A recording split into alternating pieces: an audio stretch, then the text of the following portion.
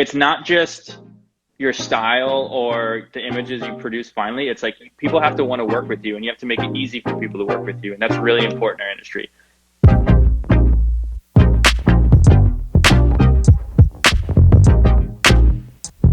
Hey, Hello. how's it going? Good. Oh Just my getting God, you adjusted here. what was that? I'm just getting you adjusted here in my little stand. Oh, good, good. I wore my best Western hat for you. I thought about it, but I didn't want to go too big. That's good. It actually looks very big in the frame. I swear to God, it's not that big, but we'll make it through this. Well, how are Awesome. you? How's everything going? Good. Everything's going good. It's one day Good, at a good. time. Yeah, for sure. Thank you for everyone who's joining us. This is Connect, Share, Repeat, where I have honest conversations about COVID-19 and how it's affected freelancers and small businesses. I'm your host, Dyona W., owner and creative director of Dyona Design Studio. Dillon, thank you again for joining me. Now, remind me, Happy to be here. awesome. When did you move to LA? I moved to LA after I graduated school in 2012 from Chicago. So I took the summer, kind of dicked around, hung out, and then came out here right away. Okay, so we must have just missed each other because I left in 2011. Yeah. Like summer of 2011. LA's always felt like a huge creative hub, especially for the film industry. I mean, obviously Hollywood is big for film and filmmaking and things like that. Do you think if there's decline in work because of COVID-19 that people should move to LA to kind of sidestep loss of work? I'm actually curious to see how that plays out, but a lot of things have to do with money, as you know, and the tax incentives are pushing a lot of people to all these other cities pre-COVID-19, Atlanta, Right. Chicago, and Canada even. So we will see. I think yes, because I think people are going to want to travel less, and a lot of the top technicians and a lot of the top talent all live in Los Angeles. So naturally, no one's going to want to bring them out. They're going to do it here. There's a lot of new technology that's coming out. Like, I don't know if you've seen the new Star Wars Mandalorian, but they shoot a lot of it on this stage that has these new LED walls that they can actually project the background live. So when they're shooting like a real person, they can put them in the desert and Oh, film that wow. live. So it's a lot of things are changing that's going to make travel like a lot. You're not going to have to travel to shoot. So we'll Interesting. see. Yeah, that's interesting. And which kind of stinks, right? Being on site is always nice to get one of those jobs that you get to travel somewhere new and I fun. love it. But That's yeah, why I did it. yeah, for sure. It's interesting though because I feel like economic recessions like this really weeds out good versus bad or even great. What do you think that you could do for yourself or other people can do to really make themselves stand out? I think, I mean, a lot of what we've been doing, a lot of our work, a lot of the jobs we get are all word of mouth. So it's how you do and how well everyone appreciates your final product. And you can't really just advertise like a different world. Like, it's hard for people just to try you brand new without hearing like something good from someone, right? So you always want to treat every single job like it's your last one essentially, because if you do well on that, that's how you're going to get repeat business. And if you do poorly on it, it's really going to hurt you. So I just try to treat every single one like I guess it's my last, you know what I mean? Yeah, definitely. I think there's a lot of responsibility when it comes to word of mouth because, like you said, it can go both ways. And, you have to show up, not complain, don't ask when lunch is, it's on the call sheet, you know when it is, keep in line. I one time got a job, I was kind of competing with this girl for it. And in the end, I said, why did you choose me over this other person? And he goes, when you put your steamer away, you unplugged it, wrapped it up, and put it away. And that's literally why I chose you. I was like, And you then do. and it's there's a lot of weird like quirks like that in our industry too, where you'll get picked for different things. It's not just your style or the images you produce finally. It's like people have to want to work with you, and you have to make it easy for people to work with you, and that's really important in our industry. And I think a lot of people are even afraid to work with people sometimes because they're like, oh, that guy's done really big stuff. I haven't done that yet. He might think I don't know what I'm doing. And sometimes you don't get calls and you're like, why didn't I get this call? And then I'll hear people talk way down the line and be like, oh, I didn't call you because like that job was beneath you or something. You know, it's like, no, man, like Let always me call. decide. Yeah, Yeah, yeah. So for it's, sure. there's all these weird politics that you got to like get through. And then, you know, it's like human nature. For sure. I noticed kind of when I was looking at your website and things like that, that you don't have a LinkedIn. Yes, I Do do you not. think that it's completely irrelevant to our industry? I've never had a LinkedIn and I've never been really asked about one. So yeah, I don't think so. I have my own personal website and word of mouth and IG and all these other, you know, ways to market. And I've really never really needed it. I've never lost a job because I didn't have a LinkedIn or that I've known of. Right. Yeah, for sure. I just thought it was interesting. I hear so much now about like how important it is, and for the longest time, LinkedIn didn't even have an ability to put freelance on your job. So it was like you had all these jobs that were just like a Hmm. month long, and I think it was confusing. And I do think that there's also a lack of like an app or some kind of website to really connect all of us. There's always like these one shoot offs of different things like that, but do you think it's possible for us to have something like a LinkedIn, something like an app, something like that that would actually, because word of mouth is so Well, there like, are things like that, like Mandy and like Production Hub and this kind of stuff, and I've never really gotten a job off that. You can find crew, and I think it's more for like small cities where like someone's going to go to, you know, Phoenix where it's not a huge market and be like, I need a, you know, a camera person. But any of the keys are usually coming from big cities and they're going to be recommended by someone. So it's like, and those little job or those little apps are popping up all over. And like I see people reaching on Instagram, like, hey, join our new website we're putting together. But I've never gotten any traction off it because it's just, right. there's so much noise in the industry now, especially with Instagram. People are not necessarily getting to the quality of work because there's just so many people hitting them up all the time. You know what I mean? It's hard to Yeah. weed out the talented people. Yeah, for sure. Yeah. Um, it's, I also think what's interesting is like sometimes when companies like this have, companies in general have a financial hit, they tend to play it a little bit safe, who they hire, how they hire, and even the creative content. Do you Hmm. think that COVID-19 is going to affect that some way? I do, but I don't know how quite yet exactly. I think the big productions like, you know, the Netflix series and all that stuff is still going to have to fork over and they're going to have to make it. And they're actually doing really well right now. Netflix stock was the highest it's ever been last week. So the big productions are still going to be big and the budgets will be there. The little ones, I'm not sure yet. I think that it could go, okay, well, we didn't make any money this quarter, so we can't advertise that much this quarter, and it's going to be small, or it's going to be, we didn't make any money last quarter, so we need to get this marketing out now, now, now. So I don't Mm, really know. And if producers are going to try to lowball people, I'm curious to see how the industry is going to react. And is if we're going to be thirsty and like, okay, I'll do it because I haven't worked in 3 months, 4 months, or if we're right. going to hold tight and be like, no, this is our rate, and you know, this is what I want to get. So I'm curious to see how it plays out. Yeah, I was definitely talking to this to Frank on Monday, and I was like, if we could all just make a pact right now to say no lowering rates whatsoever, we can just all like push through this because Hmm. once one person lowers a rate, we're all screwed. I totally agree, but I feel like it's gonna happen because Yeah. there's, like I said, there's so many people out doing it now, and technology has made it so that so many people can buy a camera and call themselves a cameraman and just go do Mm, it. That it's hard to get the quality, but we'll see. yeah. If you, I think saying no is very important because saying no opens up a lot of opportunities that saying yes won't actually. Yeah, that's a good point.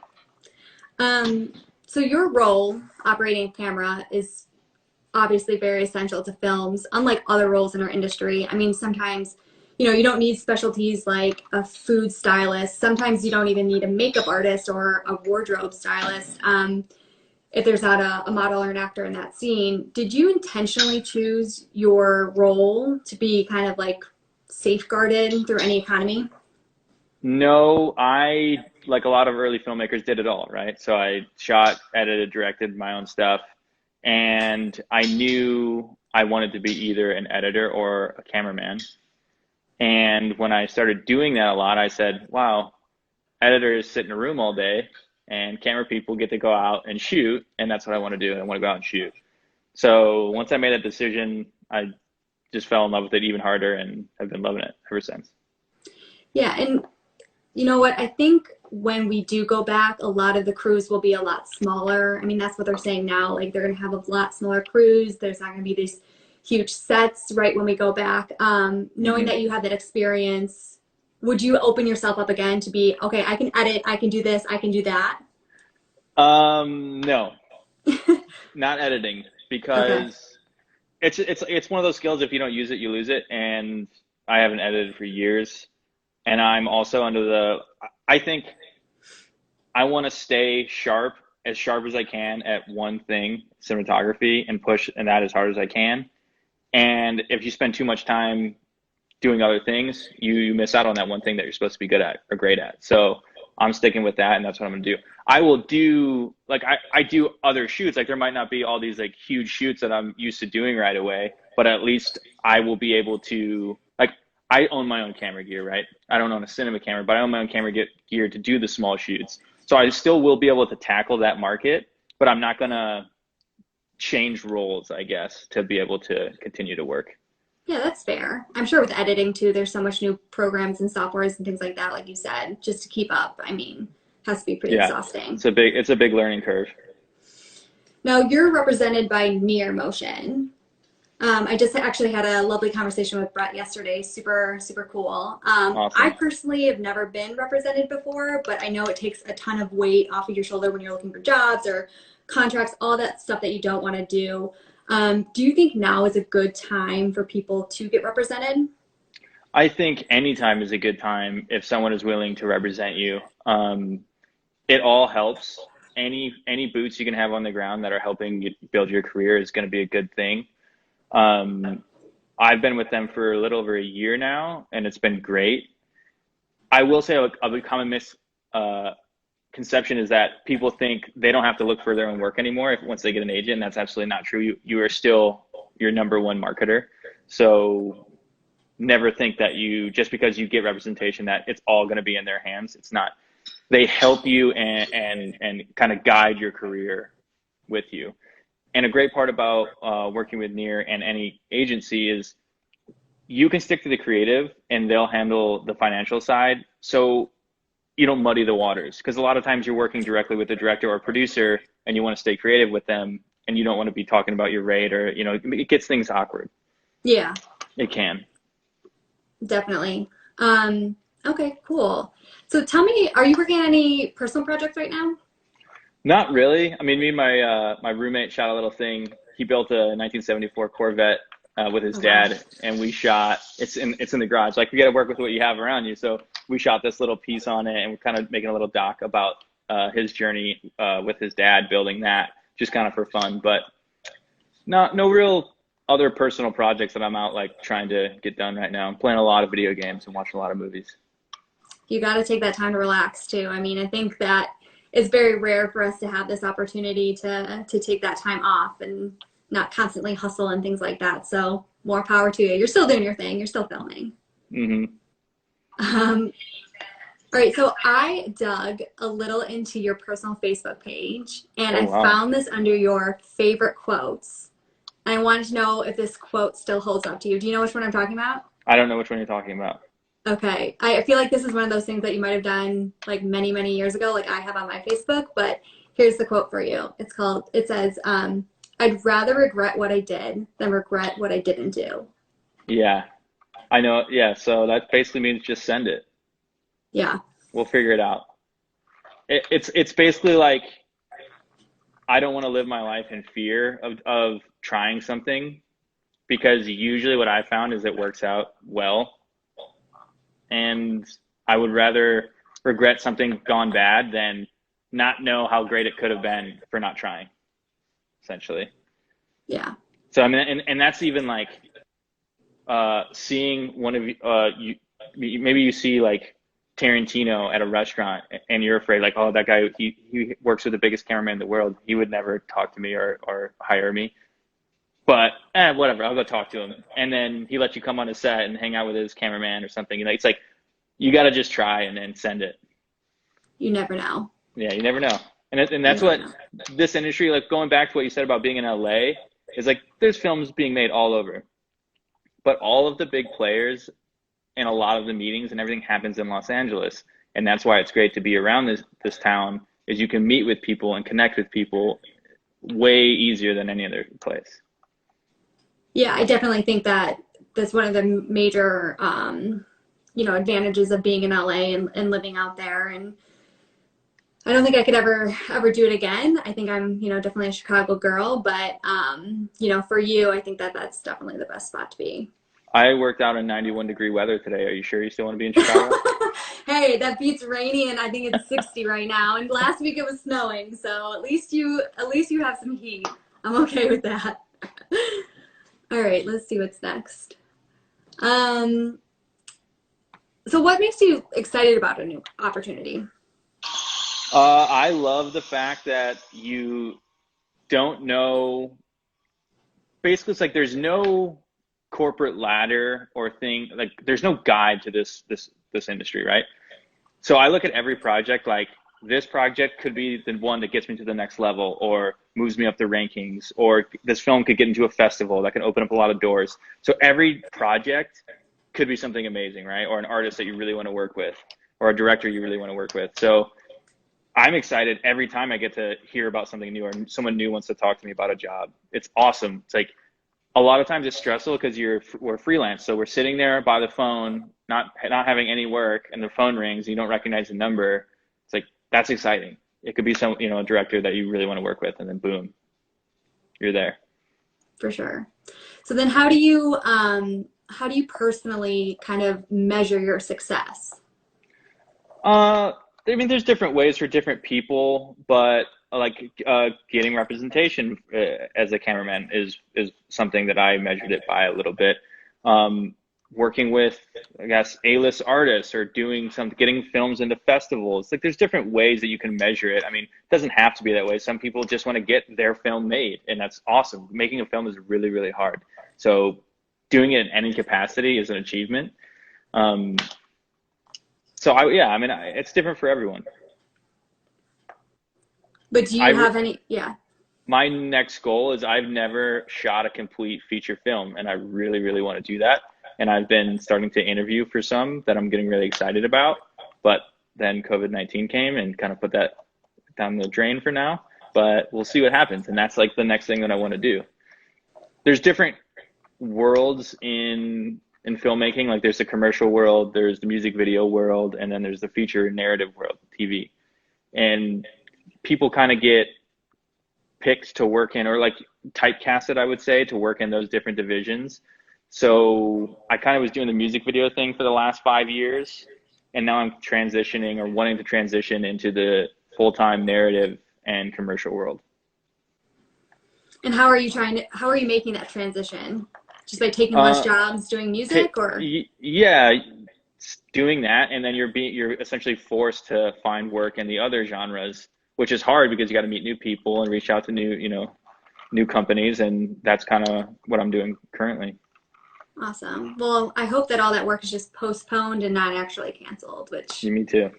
for everyone who's had quite a lot of their work really canceled or postponed. I think it's going to come back though, full tilt, hard. As soon as we get the health situation figured out, it's going to, because what is everyone doing during the quarantine? Watching media, Mhm. ingesting media, and that can't be made without us. So I think it will come back. Yeah, for sure. That's good. Do you have any closing words or any last tips you want to give to any freelancers or small businesses who are going through the same thing right now? It's it's scary for everyone. Don't feel awkward because you're afraid and don't know when your next check is coming. I mean, that's all of us right now. I've seen a lot of people, even on my cinematography forums, talking about switching careers or what they would rather do if they weren't shooting. And it's like a lot of people, I think, are second guessing. And that's natural. That's just what we're going to feel during the time like this. Never, you got to make sure you see a little bit of light at the end of the tunnel. You can't give up because you'll never get there, right? I purposely didn't have a plan B because I didn't want it to mess with my plan A. This is Mm. all I have. I'm putting all my eggs in this basket. I'm going full tilt on it. But I also have made decisions through my life to back me up in there. Like I started investing in gear early on that like even if I'm not working, some of my friends will rent some $300 here, $300 there. And it's like I'll Yeah. get some kind of income. I call it mailbox money. And once that gear is fully paid off, it's all income for you. So it's like Hmm. different ways to, help yourself and protect yourself. Another thing I want to say to all freelancers is you don't have to become your own CPA, but understand what a CPA is doing for you and how you best can get the most benefits out of that. Writing gear off, is a huge thing. Business expenses, just making sure you're keeping track of it. It gets annoying, but you can save yourself a lot of money in the long run. Oh yeah. You got to have all those receipts. Yeah. So, well, I know a lot of people that don't do it. They just pay their taxes, and it's like you could have saved so much money. Yeah, So, those people are crazy. and as freelancers, and especially when times like this happen, you need to have a nest egg. So you have to do everything Hmm. you can to save your money. Yeah, for sure. I couldn't agree more. I mean, from the very beginning, my mom has, always told me like save all your receipts. Oh, that coffee with that person that you had, that's a Hmm. write-off. Oh, this, like that. You have to like see it that way because you will never survive.